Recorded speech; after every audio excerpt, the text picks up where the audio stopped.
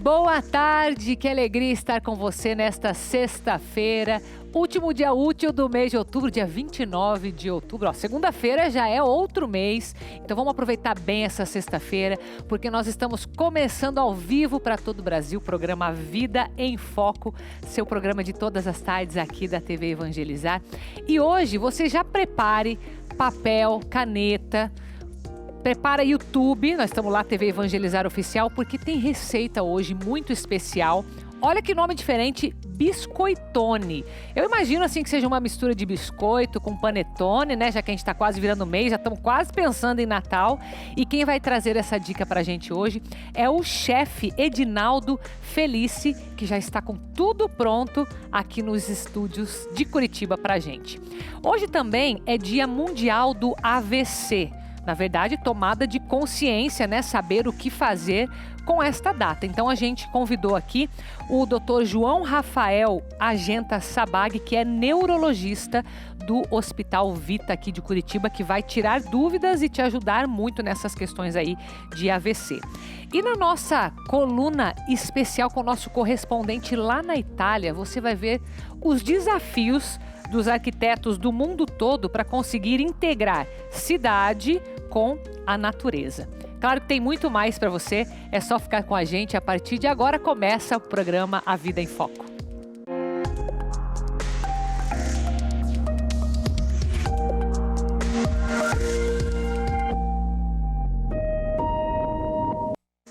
Vamos para a nossa receita de biscoitone. Olha que nome diferente e sugestivo, por isso que eu estou deduzindo aqui que é biscoito com panetone. Mas quem vai tirar essa dúvida para a gente é o chefe que já está aqui, Edinaldo Felice. Seja muito bem-vindo. Muito obrigado. Eu que agradeço, viu? Eu deduzi certo? É biscoito com panetone? Mais ou menos isso a ideia? É um biscoito com sabor de panetone. Com sabor de panetone, isso. Legal. E eu acho legal porque daí a gente já começa a entrar nesse clima de Natal, mas não só para entrar no clima, né? Eu sei que você está preparado. Eu sei que você é um cara esperto, que já estou sabendo aqui os rumores. Mas a gente gosta de dar dicas pro pessoal que está pensando em renda extra aqui também, Sim. né? Começando a se preparar já para o Natal. Então, eu vou passar aqui a tela para você dos ingredientes, né? Vamos primeiro para a receita. Olha só, 25 gramas de manteiga em ponto de pomada. Já a gente vai entender o que é isso. 1/4 de xícara de açúcar, uma gema, uma pitada de sal, 20 gotas de essência de panetone, raspas da casca de meia laranja ou de um limão, meia xícara de amido de milho, 1/4 de xícara de farinha de trigo, meia colher de chá de leite. E aí, frutas cristalizadas, gotas de chocolate, nozes, damascos, coco, etc. a gosto para decorar. Exato. Certo? Ok, então, tendo essa lista, vamos para mão na massa, passo a passo? Vamos lá. Então, Tá. a manteiga em ponto de pomada é justamente essa consistência, né? Porque Seria manteiga assim na temperatura ambiente ou não? seria, só que se tiver um dia fazendo 10 graus, ela não Curitiba, vai ter essa né? consistência. Tipo Curitiba acontece. Exatamente. Então, a gente vai ter que dar uma aquecidinha Por nela, isso. né? Porque senão nós vamos ter dificuldade em misturar. Pra mexer. Exato. Tá. Então, nós vamos começar aqui adicionando o açúcar na manteiga. Tá. E vamos misturar, tá? Tá. Até que fique incorporado aqui, tudo junto, né? Tá. Então vai mexer bem, por enquanto, só o açúcar com a manteiga. Exato. Mexe bem. Até que a gente não veja mais o açúcar, isso? Isso, vira uma pastinha aqui, Vira uma né? pastinha. Por isso que ela tem que estar mais molinha, né? Exato. Se tiver os Entendi. pedaços, você vai conseguir, mas vai demorar um pouquinho, né? Tá. Aí nós vamos entrar aqui com a gema. Já incorporou, né, o açúcar Tá. com a E manteiga. faz na mão mesmo, né? Não precisa batedeira, nada. Essa receita eu fiz uma quantidade pequena, né? Adaptei ela para ficar com a menor quantidade possível. Se for uma E aí, se quantidade você maior, é você melhor pode- fazer na Faz batedeira. na batedeira aí para não cansar o braço, né? Sim, mas pode fazer uma musculaçãozinha em casa, se quiser então, aproveitar. né? Então Tá, a gente agora pegou coloca só a a gema. Exato. E a gente mistura. Tá. Liquidificador não dá pra fazer se a pessoa não tiver batedeira. Tem que ser ou Aí você poderia na mão, utilizar um processador. um processador dá certo. Isso. Ah, legal. Tá. Mas liquidificador não, porque a massa vai ficar toda ali embaixo e não vai... Ah, ela é bem pastosa. É pastosa. Vai acabar grudando ali. Isso, é como se Ou fosse nem uma vai massa... bater direito, né? É como se fosse uma massinha de torta, né? Então, no final. Entendi. Aí a gente adiciona o sal, uma pitadinha de sal. Tá. Dá mais uma misturadinha. Isso. Aí as gotas de essência de panetone. Então, são 10, né? 4, 5, 6, 6, 7, 8, 9, 10. Na verdade são 20. Eu vou colocar 10. Ah, são 20, né? são Inclusive 20. eu falei 20, acho, na receita. Falou, Deixa eu falou ver. assim. Falei, né? Eu vou colocar 10 porque a gente quer uma massa mais firme, que essa massa, na verdade, vai ter no momento que ela iria para a geladeira. Como a gente vai pular essa etapa, eu vou justamente fazer uma massa mais firme para facilitar o manuseio. Tá, então, deixa eu só ver se isso pode ser uma dica. Se a pessoa tiver com mais pressa, ela pode, então, reduzir 10 gotas? Vai dar diferença no ponto da massa? Vai um pouquinho, né? Mas o ideal é deixar na geladeira. Deixa na geladeira, porque você vai ter uma massa assim super fácil de trabalhar, tipo uma massa de modelar. Né? Se ela estiver na geladeira. Quanto tempo de geladeira? Manteiga. 30 minutos é suficiente. 30 minutos, daí cobre com aquele coloca, plástico filme ou não você precisa? Coloca dentro de um saquinho plástico, abre e leva para a geladeira, que facilita. Tá. Então, é Então, tranquilo. ó, isso é importante, porque esse passo a gente não vai fazer aqui, né, da geladeira. 30 minutos de geladeira para facilitar. É que o chefe já tem prática, né? O que você pôs aí? Coco? Não, isso aqui são as raspas de... Ah, é as raspas. Eu fiz um mix aqui de raspa de laranja e de limão. E de então, limão. Eu Deve ficar sugiro, bom isso, hein? eu sugiro raspa de um limão e raspas de... Ou Daí raspa pega ali de o meia ralador laranja. e raspa ali raspa. na hora e já põe. Aí, ou seja, para uma receita, como eu misturei, eu fiz raspas de meio limão e de 1/4 de laranja. Tá. E daí sem a parte branca, aprendi esses dias. Exatamente, pra não porque deixar ela amargo, marca. Você né? tem que tirar bem a pele E eu tô superficialmente. atenta nas receitas que vem aqui, tá achando o quê? Né? Adicionei então o amido. Ah, esse daí é o amido de milho. Isso. Tá. E a farinha de trigo Pode também. pôr tudo junto? Pode. Tá, amido de milho, farinha de trigo. Daí ela a fica gente bem mistura. mais... Vai ficar mais Fofa sequinha, já, mais fofinha, né? A gente vai misturando, Tá. vai virar Nossa, uma mas farofinha. tem mais farinha aqui, mas você vai pôr mais Essa não? farinha, então, por conta da gente não levar para a geladeira e ficar mais mole, eu trouxe por precaução. Ah, tá. Pra se né? precisar Se o ponto, dar o precisar, ponto. depois eu vou mostrar ali. Nossa, parece que ela vai ficar bem farinhada agora, né? Bem Isso, farofa, tipo farofa, ponto mas de farofa. Mas é assim mesmo, é só ir assim mexendo mesmo, bem. vai mexendo e daqui a pouco eu coloco a mão, só para não sujar muito a mão, né? Vai Então eu vou mexendo, fazendo mexendo. aqui com Interessante, com o né? garfo. Aham. Olha só. O que dá isso praticamente é a manteiga. A manteiga e o ovo, né? A que dá esse manteiga e a ponto. gema. Isso. Não é nem um ovo, é a gema só. A gema não tem Por isso clara que tá aqui. tão amarelinho ali. Aham. E é por causa do ponto que não põe o ovo inteiro, é por causa do sabor mesmo? Bom, a clara, ela não tem gordura, né? A gema tem gordura. Então, para ficar mais crocante, quebradiça a massa, a gente prefere utilizar Só a gema. só a gema. Mas se você, assim, Se colocar o dependendo ovo da inteiro, quantidade... não tem problema. mas aí você vai ficar muito mole. Ah, Você teria que não vai dar o mexer, ponto. teria que rebalancear a receita Entendi. com as farinhas, né? Entendi. Aqui eu já vou colocar a mão Não dá mesmo. diferença, né? De mexer, né? Não, eu falo de- assim, de- às vezes você põe só de pôr uma clarinha lá a mais, Sim. inocente, você acha que nem vai mexer na Que a receita, clara tá tem 80%, mexendo tem tudo. 80% de água, clara. Então, Tá vendo? Por isso que as pessoas que estão de dieta, essas coisas, comem só clara. que é água e proteína. Eu já, se alguém quer comer só clara, eu já pego a gema e já põe pra mim já, que eu quero comer, eu gosto de comer tudo, né? Olha lá como que muda o ponto já da massa. Nossa. O que vai não agregando. faz uma mão na massa? A mão na massa, Hã? isso aí. Essa é a diferença de botar a mão na massa. Agora a gente tá entendendo na prática aqui, ó. Fica só no garfinho ali pra ver. Não dá esse ponto. Não dá. Gente, olha, eu Tem duvidei calor. que ia dar esse ponto. Eu vou te falar bem verdade. Eu achei imaginei, que falei, vai desandar essa massa agora. É porque parecia uma farofinha só. não ia passar parecia uma disso, não farofinha. vai Eu passar falei, da farofa, né? será? Tá. Olha que Eu massa vou mantê-la bonita. assim, né? Justamente porque nesse O momento... dura que é uma massa bonita. Parece uma massa de sequilho. Uhum. Aquela tem- massa bem gostosa de apalpar assim. Ai, adoro fazer. Mas sabe aquela massa bem levezinha assim? Então, agora a E gente agora? levaria Vamos ver. aqui para um saco plástico.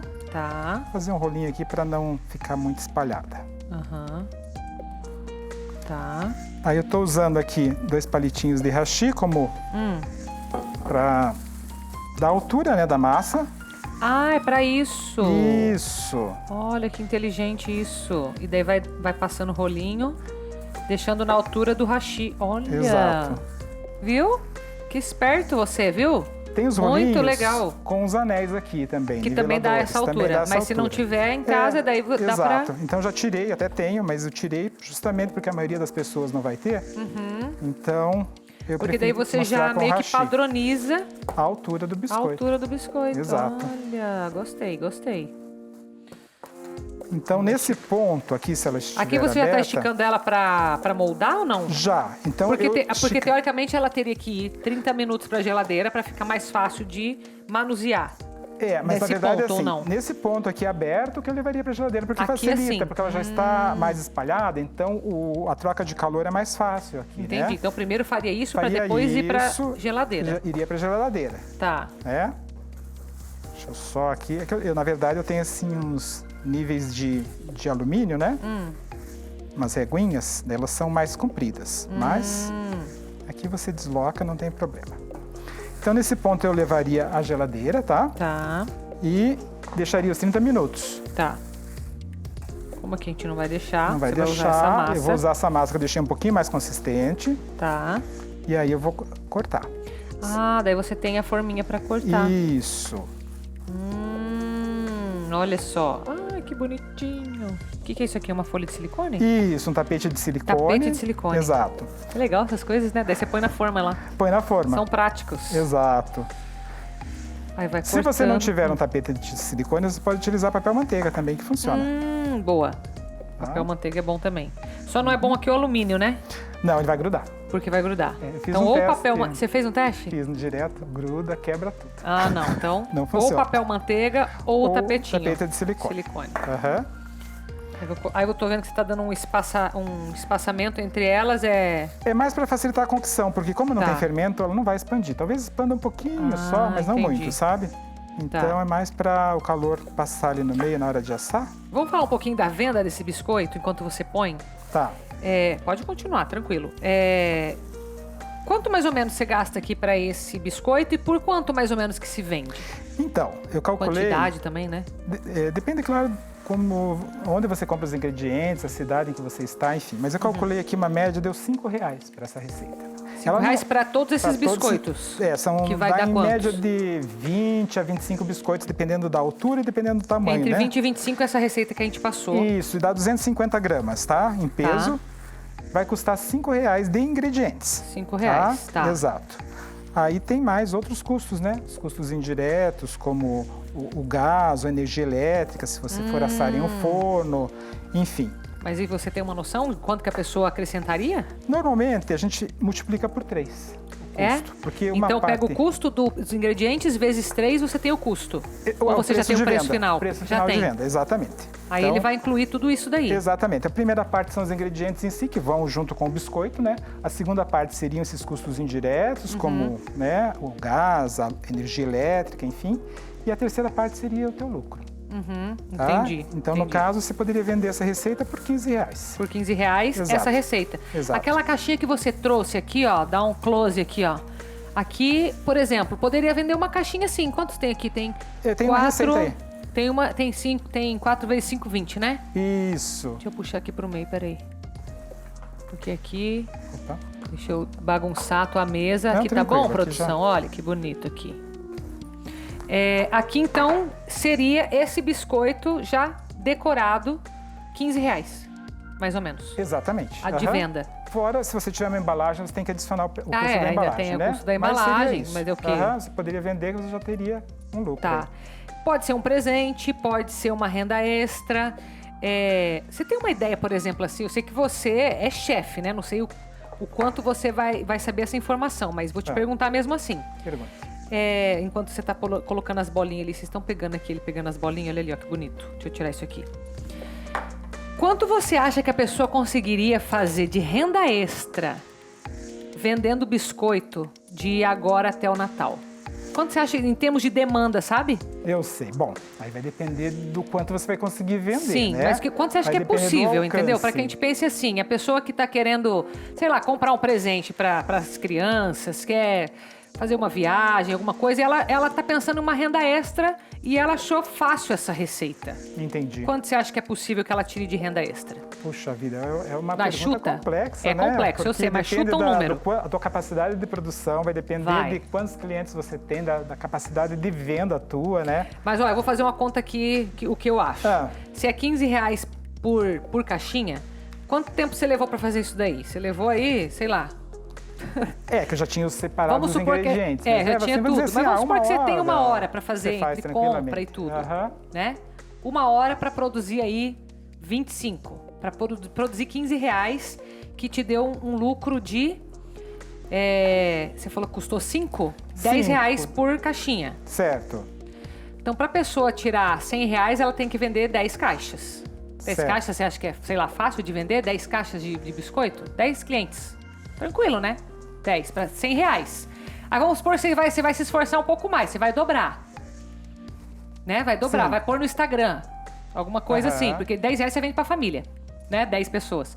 No Instagram você vai pra 20, já deu 200. Eu acho que fácil aí dá pra fazer R$500 de renda extra, tranquilo. Com certeza, né? Fácil, assim, sem esforço, sem muito esforço. R$500 já dá pra comprar uns presentinhos, né? Já dá pra... Pensa, daí a gente tá agora, ó, a gente tá final de outubro. Se você todo fim de semana fizer R$500, em um mês... Em um mês dá quanto aí? R$2.000? R$2.000. Pensa. R$2.000 um mês. Eu não tô querendo entregar teu jogo não, tá? Eu só tô querendo fazer o povo pensar aqui, que às vezes a gente pensa... um pacotinho, ó, dá pra fazer dinheiro com isso. Com se a pessoa quiser. Legal, é muito boa essa ideia. E olha que bonitinho que fica aqui, gente, ó, o negócio. Depois vai quanto tempo de forno? Em torno de 25 minutos, pré-aquecido a 180 graus. Aí você vê minutos, até que ele fique dourado embaixo, né? E aí ele fica... Aí ele fica durinho e tal. Fica firmezinho, você deixa esfriar um pouco, retira, coloca para terminar de esfriar numa grade para poder secar embaixo, para não ficar umidade e ele mofar, né? Entendi, tem que fazer esse processo. Isso. Mas é isso daí, gente. Eu achei super bonitinho. Acho que é um presente bonito. Exatamente. Para oferecer. É um presente acessível. O preço é diferente. É gostoso, imagino. Então, eu acho que é isso aí. O que você faz lá no teu? Você tá no Instagram, né? Isso. Chefe Edinaldo Felice. Bom, você tá no YouTube. Você tá no Instagram dando dicas também. Isso, tem. Edinaldo Felice, tá aparecendo aí pra você. Tem o que lá? Me conta aí alguma coisa. Instagram? Do Instagram. Eu coloco principalmente os bolos que eu faço, tortas, né? Também tem Trabalho dicas de com as bolos encomendas. e tortas. Dá aula também ou não? Também dou aula, tem os cursos, né? E eu ministro cursos de pães, de bolos, de biscoitos, de tortas, vários temas. Que legal. E no YouTube também você dá algumas dicas? Também tem receitas lá, tem alguns vídeos no YouTube, as pessoas podem consultar. Tem um blog com várias receitas. Olha só. Né? E... Então, tem vários canais lá para te achar. Tem vários canais para me encontrar. Muito obrigada, viu? Obrigado pela tua presença aqui hoje. Muito bonito o seu trabalho. Gostamos da dica aqui. Obrigada. Obrigado a vocês. Vamos para um intervalo, é bem rapidinho. Na volta a gente vai falar de um tema muito importante também, que é a prevenção do AVC, já que hoje é o Dia Mundial do AVC. Eu volto já.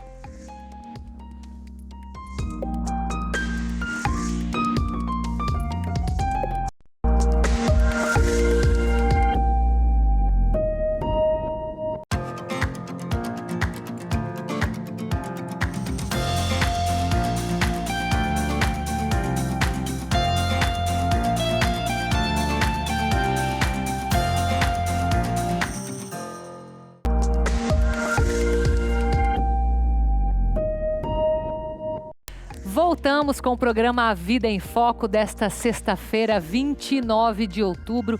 É uma alegria ter a sua companhia todas as tardes aqui na TV Evangelizar. E hoje é Dia Mundial de Prevenção ao AVC. E sabe que cerca de 100 mil pessoas morrem por ano de AVC. E muitos desses casos, com um alerta certo, sabendo o que fazer, podem ser evitados. Então a gente consegue diminuir esse número. E é por isso que nós vamos conversar sobre isso hoje. Claro, né? A gente precisa estar atento aos sinais. E é por isso que eu vou receber aqui o neurologista do Hospital Vita, que é o Dr. João Rafael Argenta Sabag. Seja muito bem-vindo. Obrigado pelo convite. Eu que agradeço. Doutor João, a gente fez um levantamento assim das principais dúvidas que as pessoas têm. E uma delas, e vai aparecer aí na tela para você, seria quais os principais sinais que o AVC apresenta, né? Para que a pessoa consiga, de primeira mão, identificar, um leigo identificando, né? Isso é bem importante, na verdade, para que a população conheça, né, o que é o AVC e consiga chegar, né, o quanto antes no hospital, por exemplo, e ser atendida o mais rapidamente possível, e isso minimizando as sequelas. Tá. Na verdade, os sintomas normalmente são, né, a perda de força de um lado do corpo, a alteração de sensibilidade de um lado do corpo. Seria o formigamento? Formigamento, né? A boca, às vezes, ficando um pouco torta, com dificuldade na expressão. Você falou o lado direito, né? É um lado, né? É um lado, tanto faz se é direito ou se é esquerdo. Tanto faz, né? Ah, tá. Às vezes, também, assim, o paciente perde o equilíbrio, né? Tem uma dor de cabeça de início súbito. Todos esses sintomas são de início súbito, né? Então, caracteristicamente, o AVC tem isso, né? É diferente de um paciente que tem uma dor de cabeça que às vezes já leva meses que tem a dor. Uma dor, ou às que vezes, ela vai progressivamente aumentando também. Esse súbito seria uma dor que vem de uma vez? Isso, forte. Tanto que a descrição dos pacientes é que é a pior dor da vida, né? Nossa, então é uma cefaleia bem intensa, associada, né, normalmente a náusea, vômito, né? Tipo uma enxaqueca. Tipo uma enxaqueca, mas ela é bem forte, bem intensa, né? Tanto que com analgésicos comuns você não tem controle da dor. Então, né? A pessoa, ela poderia até tomar esse analgésico e não passou, ela já tem que estar meio alerta. Pode ser algo mais. Isso mesmo, né? Ah, tá. Mas os principais sinais e sintomas acabam sendo esse, né? Então, existe até um mnemônico, né, nos sistemas públicos de saúde, que é o SAMU, né? Que é sorrir, né? Se a boca ficou torta, né? Abrace, que é elevar o braço, se a pessoa não consegue elevar. Já é essa força que já está um já sinal, tá diminuída, abraçar. Né? E o MU é uma música, a pessoa ter a dificuldade para se expressar, né? Dificuldade cantar uma música, falar. de falar. Música ou de falar, né? Então, isso, e tanto a compreensão quanto a expressão do que é falado, se essa pessoa tem esse tipo de dificuldade, é um sinal de alerta aí para pensar em doença cerebrovascular. Aquele hábito de perguntar para a pessoa me fala teu nome, onde você mora, a tua idade, isso ajuda? Isso, ajuda. Essas perguntas básicas. Sim, ajuda sim. Tá. Né? Na verdade, é para ver como que tá a compreensão e a expressão dessa pessoa, né? Interessante. Tá, vamos colocar mais uma pergunta aí na tela, que é uma dúvida também. O que leva uma pessoa a sofrer um AVC? Acho que essa é clássica, né? Na verdade, assim, né? A gente tem alguns fatores de risco, né, para doença cerebrovascular. É importante também frisar que existem dois tipos de AVC, o isquêmico, que é quando existe uma interrupção do fluxo sanguíneo para o cérebro, tá. E o hemorrágico, quando existe um rompimento dessa artéria que irriga o cérebro. Tá. Normalmente o entupimento, os fatores de risco são hipertensão, diabetes, o colesterol mais alto, né? Quem tem alguma doença cardíaca, alteração do ritmo do coração, né? Obesidade, tabagismo, né? A ausência do exercício físico, né? Então, tudo isso são fatores de risco para o AVC isquêmico. O hemorrágico, aí tem um histórico familiar, normalmente, né? Às vezes de aneurisma, né? Que pode ser uma das possibilidades aí da doença. Hipertensão, o tabagismo. Então, normalmente são esses os fatores de risco, né? Tá. E claro, né? Quando não bem controlados, isso favorece a ocorrência do AVC, né? Então, tudo tem que estar, vamos dizer, tem os hábitos, mas se a pessoa tem alguma predisposição, ela tem que estar sempre em dia com os exames, se cuidando, que daí ela diminui esse risco. Isso, correto. Tá. Na verdade, é até interessante, né? Conforme a gente vai envelhecendo, né? Inclusive a nossa população vem envelhecendo cada vez mais. Sim. Quanto melhor são os controles dos fatores de risco, menor é o risco desse paciente evoluir né, como uma doença cerebrovascular, como uma doença cardiovascular.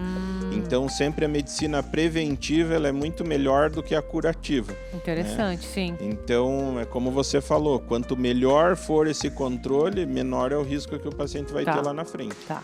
Vamos colocar na tela mais uma das perguntas, que seria com relação às sequelas. O AVC deixa essas sequelas na pessoa?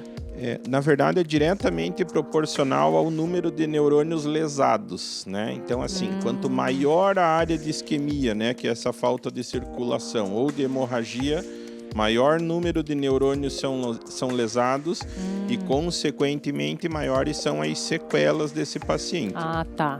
Claro que hoje em dia a gente, por exemplo, no isquêmico, a gente tem tratamentos específicos para ele, em que se o paciente chega até 4 horas e meia do início dos sintomas no hospital, a gente consegue usar um medicamento para reverter esse AVC. Então, mas não a perda dos neurônios. Mas ele acaba revertendo, porque também. Daí restabelecendo o fluxo sanguíneo cerebral, o neurônio que está tendo lá uma falha, né, temporária dessa circulação, alguns deles conseguem se reabilitar quando você tem um retorno do fluxo. Então isso é bem importante, né? E até é importante essa divulgação na mídia, para que as pessoas consigam reconhecer o mais rapidamente um AVC, que cheguem o mais rapidamente num hospital, para que sejam tratadas, né, quando é do tipo isquêmico, o AVC, com esse tipo de medicamento, e isso, claro, minimizando as sequelas. Tá, então, só uma pergunta que é relacionada a isso. Então, se ela tem até 4 horas e meia para ter o mínimo possível de sequela e para reverter esse quadro, se, por exemplo, a pessoa teve uma dor de cabeça lá, súbita, e decidiu ir para o hospital, lá eles têm condições de já avaliar imediatamente através desse único sintoma, que é um AVC que está iniciando? Isso, exatamente. Na verdade, não precisa evoluir para os outros sintomas. Não. Na verdade, é até interessante, né? É melhor que o paciente procure o serviço médico de urgência.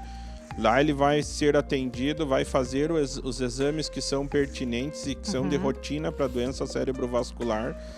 Em geral, os hospitais hoje em dia, boa parte deles são treinados para que você consiga fazer esses exames num espaço curto de tempo, em geral é 1 hora, né, a média, né? E aí você fazendo um diagnóstico precoce, faz um tratamento precoce e, claro, consequentemente, são menores as sequelas. Ah, que bom. Isso é uma boa notícia, né? Porque a gente consegue, de fato, reduzir bem esses 100 mil por ano aí de morte, né? Isso de morte, né? Mas se a gente usar a estatística, por exemplo, da Previdência, é a principal causa de incapacidade no Brasil. Olha, né? Só. E então, a pessoa não morreu, mas ela está incapacitada. E em geral isso é uma doença social, né? Porque aquela pessoa que ficou sequelada, que tem, né, um grau de lesão maior, ela fica dependente de alguém da família, né? A esposa, um filho e tal. Então, o custo social da doença é muito grande. É alto, né? Verdade. Tá, mais uma pergunta ali na tela. Com relação a problemas emocionais. Eles podem levar a um AVC? Especificamente, não. Mas assim, né? O paciente ou aumentar que é mais... as chances, de repente, né? O paciente que é mais ansioso, depressivo, etc., ele tem uma mudança do funcionamento, principalmente da sua suprarrenal, que é a glândulazinha que comanda a pressão do paciente, né? O batimento cardíaco, a produção do cortisol endógeno. E isso, consequentemente, né, muda todo o funcionamento, vamos dizer assim, então, do forma organismo. Indireta, ele interage. Pode ser um fator de risco, aí que tá. Mas ele não é o principal. Não é a causa principal, mas pode ser. Dependendo, de repente, de vários outros fatores, isso pode ser mais um agregado e que pode, né, como diz, desestabilizar todo o sistema. Olha só, então é importante também cuidar dessa parte. Outra pergunta lá, produção, quais as formas de prevenção para evitar, então, esse AVC? Basicamente, são os controles dos fatores de risco, né?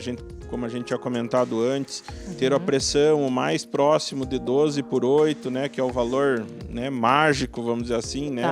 Para nós neurologistas. O diabetes, né? Tentar manter o mais controlado possível, né? Quem é tabagista, né? Por exemplo, mudar seu hábito, né? Parar com o tabagismo.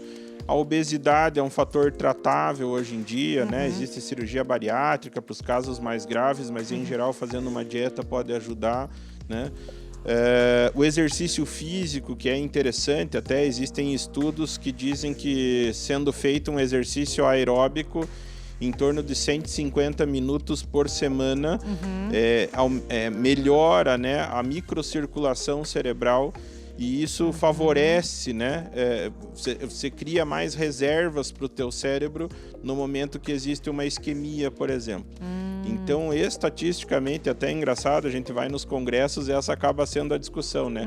Incentive seus pacientes a fazerem um exercício físico. Todos os dias, meia horinha por dia já vai dar os 150 minutos. Exatamente, né? Então, você vê que não precisa ser uma quantidade muito grande, mas de forma regular isso tem um benefício enorme. E quando se olha para esse dado do exercício, a pessoa que ela tem aquelas outras...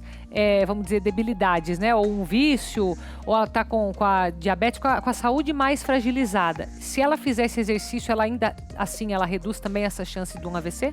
Sim, né? Você vê, né? Até os fatores de risco começam a melhorar ainda mais, né? O controle da glicemia é melhor, né? Com certeza, enquanto ele está fazendo exercício físico, ele não vai estar fumando. Não vai estar fumando, até a questão emocional que a gente falou também, que ajuda. A liberação de endorfina, que ajuda a controlar a ansiedade. Então, assim, os benefícios do exercício são em todas as áreas, no final das contas. Então, se fosse para escolher uma coisa, seria começando pelo exercício, talvez, Correto. né? Mais uma pergunta que é bem comum aqui é com relação à expectativa de vida após um AVC. Tem um número ou não? Ou é impactada essa expectativa por causa do AVC? Com certeza, sim. Todo paciente que já teve um AVC, né? Até isso é uma estatística bem marcante até.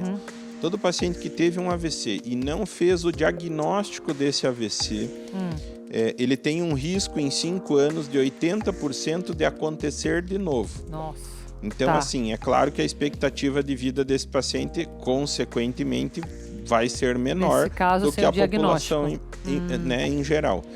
A partir do momento que você faz o diagnóstico, né, trata, né, as principais causas aí do AVC, né, esse paciente volta praticamente, não igual, mas praticamente à estatística da população em geral. Então, entendi. Então o problema é se não se muda aquilo que está causando o problema. Então, esse é um ponto bem importante. Não é o AVC em si, é o que está causando ele. É o contexto. Então, é interessante, né? Quanto mais cedo você faz essa intervenção, corrige os problemas do paciente, a chance dele ter um novo AVC e as consequências desse AVC são mínimas daí. Né? Então, é por isso que assim, é até interessante, mas muda a expectativa de vida no final das contas. Tá. E tem alguma relação com a idade? E daí é outra pergunta que está lá pra gente. O que causa o AVC em pessoas mais jovens? Então, hoje em dia é até interessante, né? O uso de hormônio, né, acaba sendo um fator de risco. Então, para mulheres e homens. E para ambos aí, inclusive, né? Mulheres por conta do anticoncepcional, né? Quem, por exemplo, usa hormônio masculino para ganhar musculatura, né? Isso também é um fator de risco. Tem pacientes que às vezes têm um histórico familiar bastante positivo, e aí falando um pouco dos aneurismas, né? Aneurisma, que é o rompimento da artéria, estatisticamente é mais comum em jovem do que em idoso, né? Então, isso tem a ver com uma fragilidade da parede da artéria que tem mais facilidade de romper, né? No jovem do que no idoso. Do que no idoso, né? Então, por isso que isso acaba sendo, né? A estatística é maior em paciente jovem para ter o AVC hemorrágico. Mas, de qualquer forma, os fatores de risco acabam sendo os mesmos, né? Se você imaginar obesidade, hoje em dia, boa parte da população, até mais jovem, acaba sendo obesa, né? Ingestão de álcool também influencia ou não? Ingesta de álcool, né? Que geralmente é maior nos jovens, né? Sedentarismo não sei, mas enfim. Estresse, né? Então, assim... tudo isso. Tudo isso entra no pacote e acaba sendo um fator de risco grande mesmo para o paciente jovem. Olha só. E é interessante que depois, né, dos 40 anos já começa a ser, né? Já existem protocolos, inclusive, de avaliação desse tipo de paciente para ver o risco para a doença cerebrovascular. Olha só, então tem que cuidar durante a juventude também, né? Mais uma pergunta que nós temos é com relação ao que fazer quando surgir um sinal de alerta. Pelo que eu entendo, é o quê? É buscar já imediatamente o hospital ou tem algo que a pessoa pode fazer em casa ainda? Normalmente em casa a gente orienta a não fazer nada não assim faz para o nada. paciente, porque às vezes se você dá algum medicamento, se o AVC afeta, por exemplo, a capacidade de deglutição desse paciente, o alimento, né, o medicamento vai para o lugar errado, ele acaba fazendo outro problema daí. Daí acaba fazendo broncoaspiração, isso pode até levar o paciente a óbito. Olha só. Então o certo mesmo é procurar o hospital. Normalmente os serviços de resgate são muito mais ágeis do que a gente levar, né, o familiar levar o seu... Então ligaria... Normalmente o serviço de resgate, né? O SAMU, né? Ou algum serviço específico de resgate domiciliar, que aí pega esse paciente no domicílio e leva até no hospital no menor tempo possível. Ah, interessante. Eu acredito que daí também eles vão fazer algumas perguntas, de repente, para já saber o que está acontecendo, né? Isso. Normalmente, nos serviços de resgate já são feitas algumas perguntas para saber exatamente o que o paciente tem de sintoma. Tendo algum sinal de alerta, já como eu disse, já se inicia toda uma cadeia, né, de informação, dizendo, olha, esse paciente aí tem um risco alto para AVC, né? Já começa encaminhada aí. Isso, exatamente. Tá. Doutor João, mais uma pergunta. Sobre depressão e ansiedade. Eles podem surgir depois que a pessoa teve um AVC? Em torno de 40% a 50% dos pacientes pós-AVC evoluem com depressão. Então é uma sequela do AVC. Na verdade, assim, essa incapacidade que o paciente começa a apresentar, né? No pós-ictus, logo no início, às vezes a pessoa não percebe muito, mas passado algum tempo, em geral, passado 30 dias... estatisticamente tem mais risco desse paciente evoluir com depressão, porque ele tendo a incapacidade, ele vai perceber, né, essa incapacidade. Então, quando ele tem essa incapacidade, quando ele fica com sequela, é onde geralmente pode aparecer uma depressão ou uma ansiedade. Isso, exatamente, né? Então, por exemplo, eu gostaria de segurar o talher para comer. E não consegue. Um lado do corpo não movimenta direito e, consequentemente, isso vai atrapalhar. Alguém vai ter que ajudar ele, ou vai ter que adaptar o talher para ele tentar conseguir comer. E tem algum tipo de fisioterapia, alguma coisa que ajuda ele a recuperar de volta esses movimentos, mesmo se ele tiver ido tarde atrás de socorro, né? Isso, normalmente as terapias de reabilitação são com psicóloga, né? Até para ver essa parte emocional, para ver a capacidade de fala do paciente, né? Compreensão. A fisioterapia, que reabilita a parte motora, né? Ajuda também a recuperar um pouco. A força, né? A fono, para ver a habilidade desse paciente poder falar, engolir, né? E as terapias ocupacionais, que, como eu falei, às vezes usam um talher adaptado para que essa pessoa consiga ter a sua independência, consiga comer sozinho sem depender de outra pessoa. Sim. Ótimo, doutor João Rafael, agradeço muito a tua visita aqui hoje, viu? Muito boa a nossa conversa. Parabenizo vocês aí, né? Porque essa iniciativa de falar sobre o AVC, ela é importantíssima, né? A população tem que conhecer o AVC para que a gente consiga diminuir essa estatística, né? Tão ruim aí para nossa sociedade. E isso consiga mudar lá para frente esse número aí de mortes aí no nosso país. Com certeza. Muito obrigada, viu, pela tua presença e vou deixar os contatos aparecendo ali. Muito obrigada. Obrigado. Viu? E olha só, falando em saúde, né? A gente está falando aqui no Dia Mundial do AVC, mas tem muita gente também que se descuidou na parte oftalmológica. Então é sobre isso que nós vamos falar. Outro alerta para você. Acompanhe. Ir ao oftalmologista todo ano não é novidade para o Leonardo. Tenho miopia já desde os meus 12 anos de idade, então desde que eu me conheço ali da minha fase final de criança para adolescente, já comecei a usar óculos, já comecei com grau alto, então desde o meu período de adolescência eu uso óculos e esse grau vai aumentando assim continuamente. Mas mesmo precisando de acompanhamento anual, ele teve medo de retornar ao consultório durante a pandemia, atitude que teve consequências. No começo eu tive receio, pelo menos os primeiros 6 meses, 7 meses, evitei bastante. as consultas. Teve sim suas consequências, né, de um aumento de um grau maior até. Então, prejudicou um pouco, mas acho que por um período de uma doença desconhecida foi fundamental também estar em casa. E o Leonardo não está sozinho. Muita gente deixou de procurar o oftalmologista durante a pandemia. Foi registrada uma redução de 35% nos atendimentos, ou seja, mais de 3 milhões de consultas deixaram de ser realizadas. E não é só isso. O número de cirurgias também diminuiu 27%. Reforçamos para os pacientes quanto à importância da consulta eletiva, da consulta anual, do acompanhamento periódico.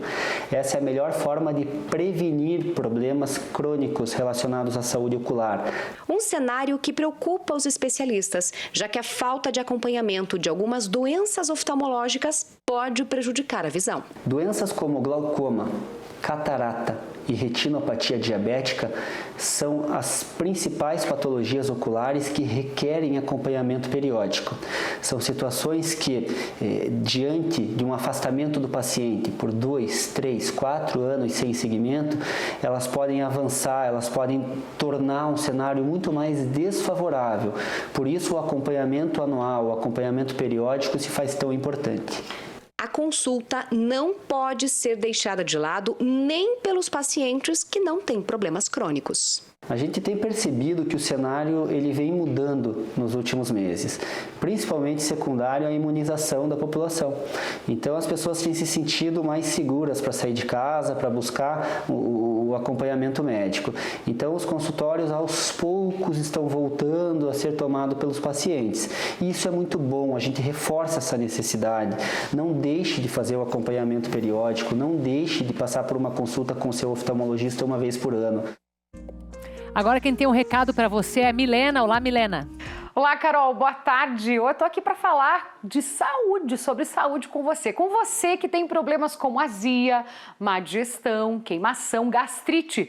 Você se sente assim inchado, estufado? Então, olha, chega disso, viu? Porque o Cranberry está aqui para te ajudar. Ele vai agir na prevenção e no tratamento dessas doenças gastrointestinais. E você que sofre também com infecção urinária, doenças renais como cálculo renal e insuficiência renal, olha, você não precisa sofrer com isso. Porque o Cranberry também é um excelente aliado contra as doenças renais. Chega de sofrimento. Comece agora mesmo o seu tratamento com o queridinho do Brasil, Cranberry em cápsulas da Salubre Suplementos. O Cranberry também é um excelente amigo do seu coração, ajuda a combater o envelhecimento precoce e ainda auxilia na redução do colesterol. Vem comigo porque é claro que nessa sexta-feira, véspera de feriado, tem promoção para as primeiras ligações no 0800 602 8022, além de um desconto super especial, parcelamento em 10 vezes, frete grátis, ainda tem esse mimo que a gente vai enviar para você, que é a imagem de Nossa Senhora Aparecida, para você acomodar aí a sua água benta, tá bom?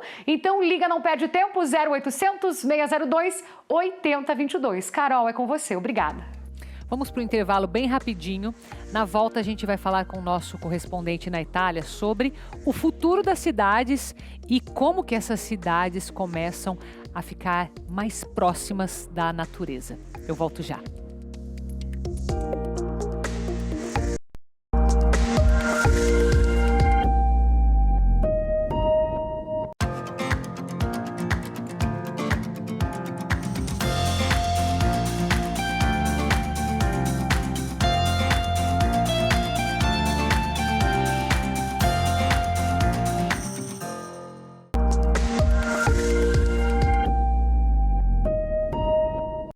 Volta com o programa Vida em Foco desta sexta-feira, dia 29 de outubro, finalizando esse mês para você.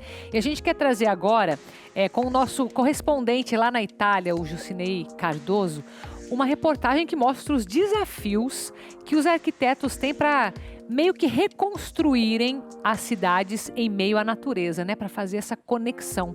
Vamos acompanhar.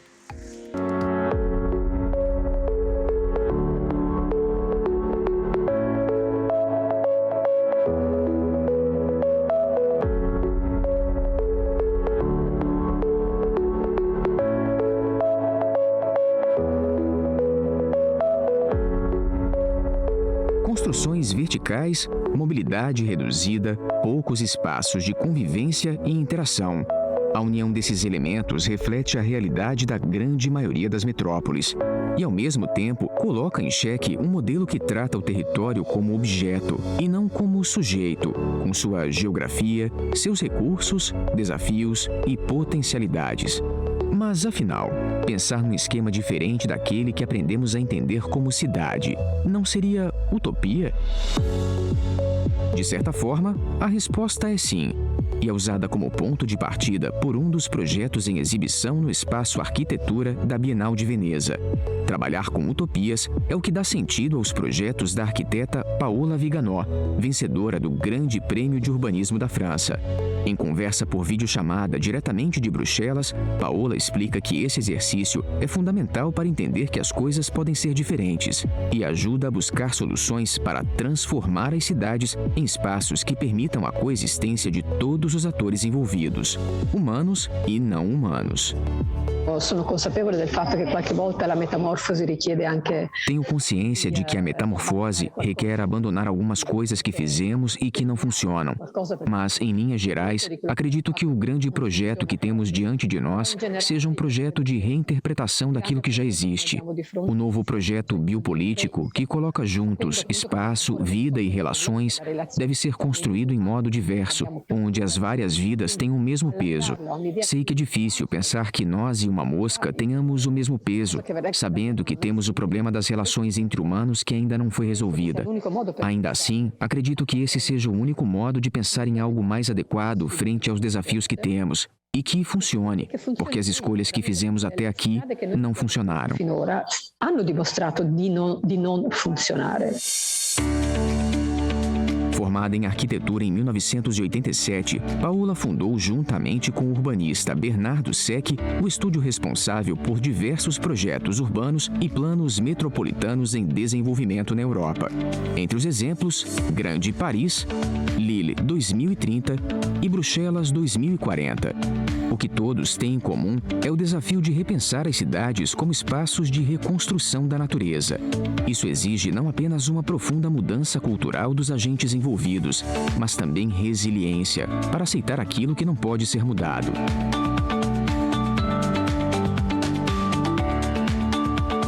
Partindo dessa linha de pensamento, fica claro que nem todas as cidades podem ser repensadas da mesma forma. Percorrer esse caminho, que não é dos mais fáceis, requer que cada uma avance um degrau por vez, respeitando o próprio ritmo. A subida não é a mesma para todas. Algumas já estão mais à frente, enquanto outras estão apenas iniciando a caminhada. O importante é entender que cada passo é uma conquista, por menor que seja a evolução. O que não dá é para ficar parado.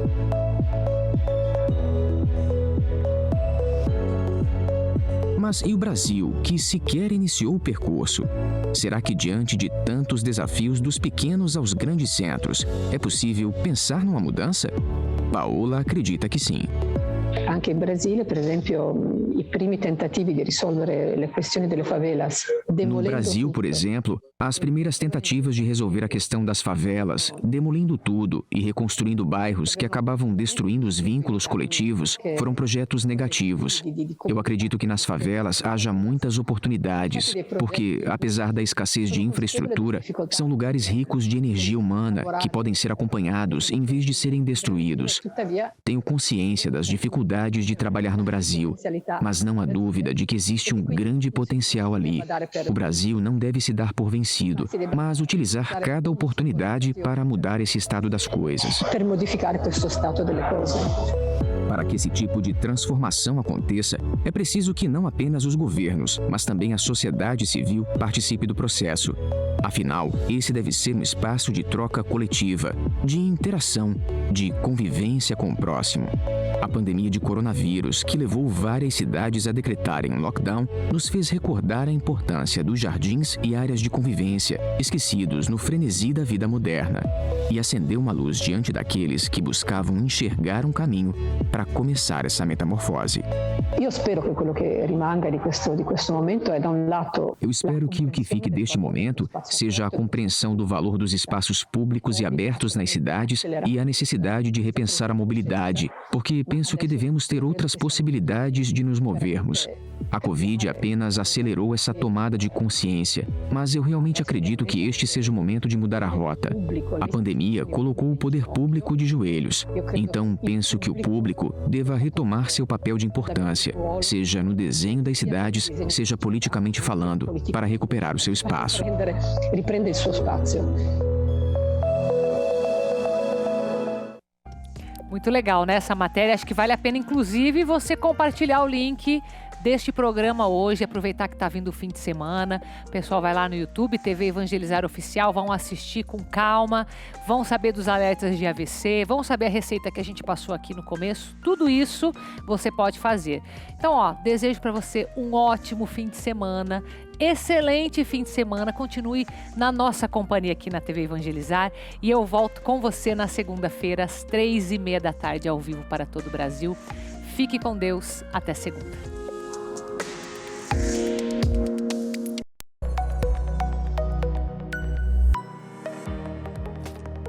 A palavra rosário significa coroa de rosas.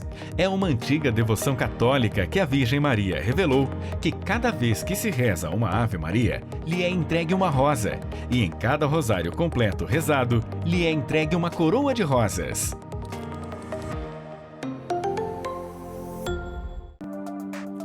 Olá, muito boa tarde para você. O Pauta Aberta desta sexta-feira, dia 29 de outubro de 2021, está no ar. Eu sou o Dilon Araújo, esse é o noticiário da tarde aqui na TV Evangelizar. E antes de tudo, eu quero dizer a você de casa que nos acompanha em todo o país, muito obrigado pelo carinho da sua companhia. Nós vamos juntos aqui no Pauta Aberta com notícias, informação, serviço também para você. E seguimos a partir de agora com os nossos destaques. O valor de uma taxa que compõe o ICMS será congelado por decisão do governo e dos estados, numa tentativa de frear as frequentes altas de preços dos combustíveis. A COP26 começa domingo.